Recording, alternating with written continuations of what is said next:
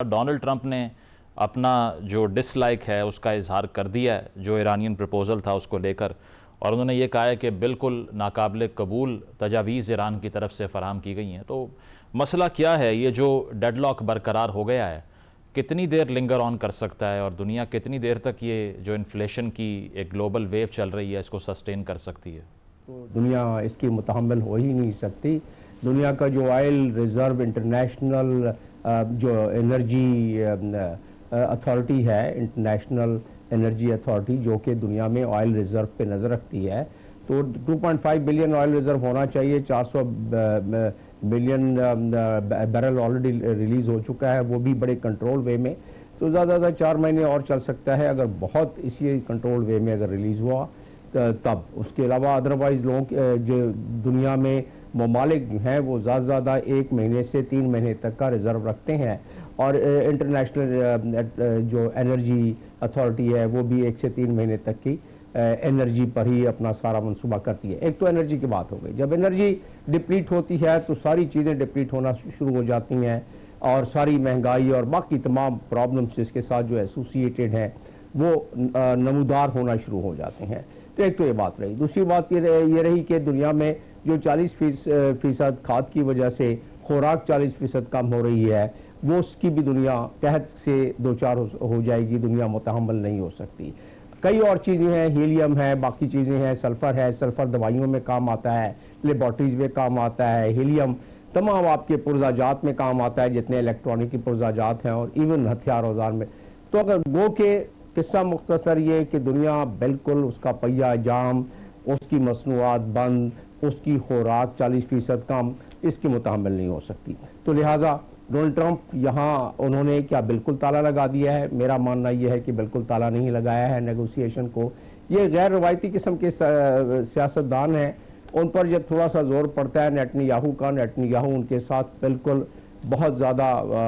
ان کے رابطے میں ہیں۔ گو کہ کل نیو یارک ٹائم نے کہا تھا کہ کچھ اختلافات ہوئے ہیں، لیکن اسرائیلی لابی کے وہاں ہوتے ہوئے، موجود ہوتے ہوئے یہ ذرا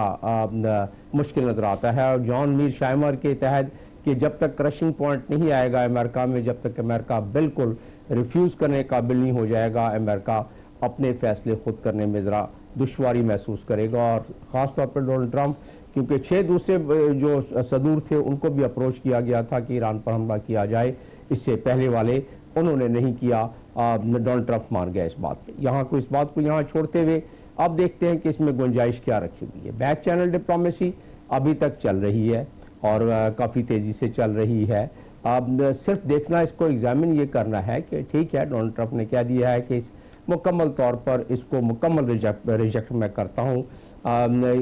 اس جو کاؤنٹر منصوبہ دیا ہے ایران نے۔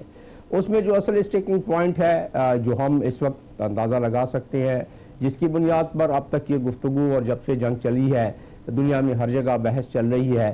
اصل تو وجہ جنگ کیا تھی؟ وجہ جنگ یہ تھی کہ انریچمنٹ کا معاملہ، اور وہ جو 240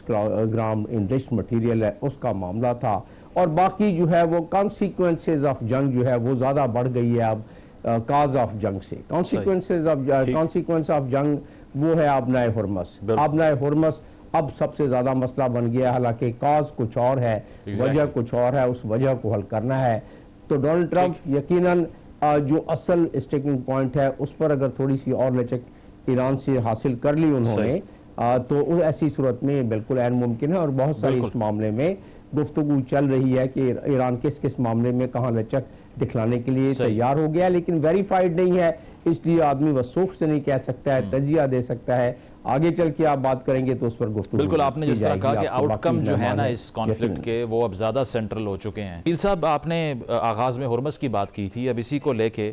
منگل کے روز کہا جا رہا ہے کہ برٹن میں اور فرانس میں تقریباً 40 ممالک کے جو ڈیفنس منسٹرز ہیں وہ اکٹھے ہو رہے ہیں ہرمز کا سلوشن ڈھونڈنے کے لیے۔ تو کیا ایکسپیکٹ کریں کہ اگر کوئی میڈیشن نہیں ہو پاتی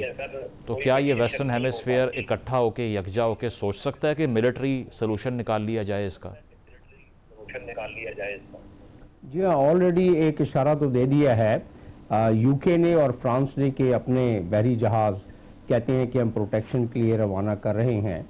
تو وہ انہوں نے اندیا دے دیا ہے، جیسا کہ میں بتا رہا تھا پہلے کہ یہ متحمل دنیا ہو ہی نہیں سکتی ہے ایک پرولونگ قسم کے اسٹریٹ آف ہارمز کے بند ہونے کے لیے. تو لہٰذا ان کو کچھ نہ کچھ تقویٰ کرنی پڑے گی. پورے کا پورا ویسٹرن ہیمسفیئر انہوں نے کوشش یہی کی کہ ڈپلومیٹکلی، اور اب بھی یہی کوشش کر رہے ہیں کہ ڈپلومیٹکلی کسی طریقے سے یہ مسئلہ حل ہو جائے. اور اسی لیے ڈونلڈ ٹرمپ کے بار بار کہنے پر اور بار بار ان کو مدعو کرنے پر کہ کس طرح ان کا ڈونلڈ ٹرمپ کا ساتھ دیا جائے، امریکہ کا ساتھ دیا جائے اور کوئی کولیجن اٹیک کیا جائے وہاں اور اسٹریٹ آف ہارمز کو بالکل اوپن کیا جائے، لیکن ان میں سے کوئی بھی نہیں مانا. وہ خیر ایک دوسرا پولیٹیکل انٹرنیشنل پولیٹیکل منظرنامہ ہو جاتا ہے کہ ایون ویسٹرن ہیمسفیئر کے جتنے بھی کنٹریز ہیں، ویسٹرن کنٹریز ہیں، وہ اپنے آپ کو یہ سمجھتے ہیں کہ ڈونلڈ ٹرمپ کی اب جو پالیسی ہے اس سے ان کا مفاد جیپوڈائز ہو رہا ہے. یا اس کے علاوہ جو ایک پرسنل لیول پر Donald Trump from time to time جس انداز میں مختلف لیڈرز کو ٹریٹ کرتے ہیں، وہ اس کا دوسرا ایک ایڈڈ اس میں تلخی والا پوائنٹ ہے. تو وہ اس طرف تو نہیں گیا، لیکن اپنا کولیجن بنا کے آپ کو یاد ہوگا کہ تقریباً 12-13 روز قبل یو کے میں ایک پوری ایک وزیر خارجہ اور باقی ان کے قابلین کے کچھ ممالک کے 30 سے 40 کے قریب انہوں نے میٹنگ کی تھی، اور اس کے بعد followed by the same meeting in Athens کہ وہ کس طرح اس کو کھلوایا جائے اور کس طرح اپنے جہازوں کو وہاں سے نکالا جائے. تو وہ تسلسل تو چلتا رہے گا. جس طریقے سے یہ درد اور یہ آزار، معاشی درد اور معاشی آزار بڑھیں گے اور بڑھتے جائیں گے یقیناً، تو ایسی صورت میں اتنی ہی جو ان کی تو قوت ہے اور عسکری قوت ہے ویسٹ کی، وہ اس کو یکجا مرکوز کر کے پہلے تو ڈپلومیٹک جتنی بھی کوشش وہ کر سکتا ہے اور اب بھی کر رہا ہے، اس کے تحت اسٹریٹ آف ہارمز کھلوائے گا. میرا اپنا ماننا یہ ہے کہ ایران جس انداز سے اپنے ڈپلومیٹک ایفرٹس کو آگے لے کے چلا ہے، ایران جس انداز میں اپنے مطالبات کو آگے لے کے چلا ہے، اس میں اس نے انٹرنیشنل لاء کو بھی کوٹ کیا ہے. اور اس کا جو میں نے مزید جائزہ لیا، اس میں United Nations laws of high sea میں آرٹیکل 24 ہے، جس کے تحت انہوں نے آلریڈی ایک اس کی ہرمز اتھارٹی بنا دی ہے انہوں نے عمان کے ساتھ مل کر، جس کو کہ یقیناً انہوں نے سہارا لیا ہے وہی انٹرنیشنل لاء کا جس کا میں ذکر کر رہا ہوں. اور اب جو اگر ویسٹرن کنٹری نے کہا تو کچھ ٹیکنیکل باتیں ہو جاتی ہیں، لیکن ویسٹرن کنٹری لیکن جمیل صاحب میرا ایک سوال ہے آپ سے. جمیل صاحب میرا سوال یہ ہے کہ ایک طرف ہم بات کر رہے ہیں کہ گلوبلی انفلیشن بڑھ رہی ہے، لیکن ایران کے اندر بھی 16-17 لاکھ روپے تو نہیں، ریال کا $1 ہو چکا ہے. انفلیشن جو ہے وہ انپریسیڈنٹڈ ہے، بہت پریشر ہے. آئل بلاکیڈ کے بعد بھی لاسز جو ہیں ان کو انفلیکٹ کیے گئے ہیں. تو جو ایران کی پوزیشن ہے، بے شک اس کو ویسٹ جو ہے وہ ریڈیکل ہارڈ لائن پوزیشن کہتا ہے، وہ بذات خود اپنی پوزیشن کو کتنی دیر تک مینٹین کر سکتے ہیں؟ سی آئی اے کی رپورٹ کے مطابق وہ کہتے ہیں 4 سے 6 مہینے، اور حقیقت بھی یہی ہے کہ ایران اس سے زیادہ نکالنا ایران کے لیے مشکل ہو جائے گا، اس لیے کہ ایران کی جو یہ بندرگاہیں ہیں وہاں سے سال میں ایران کو تقریباً 90 بلین کا فائدہ ہوتا ہے، اور اس میں سے کوئی 70 بلین تیل سے اور باقی 20% جو ہے اس کا 20 بلین کے قریب وہ اس کو فائدہ ہوتا ہے اس کے باقی مصنوعات کو ایکسپورٹ کرنے سے، فارمیسی سمیت. اور ایران جو خوراک امپورٹ کرتا ہے وہ تقریباً 20 سے 30 ملین ٹن، تو وہ اس لحاظ سے دیکھا جائے تو خوراک کی کمی ہو جائے گی ایران میں جو فیول استعمال کرتا ہے، حالانکہ خود اپنا اتنا تیل پیدا کرتا ہے لیکن اور ایکسپورٹ کرتا ہے، لیکن اس کے پاس جو ریفائنری ہے وہ 24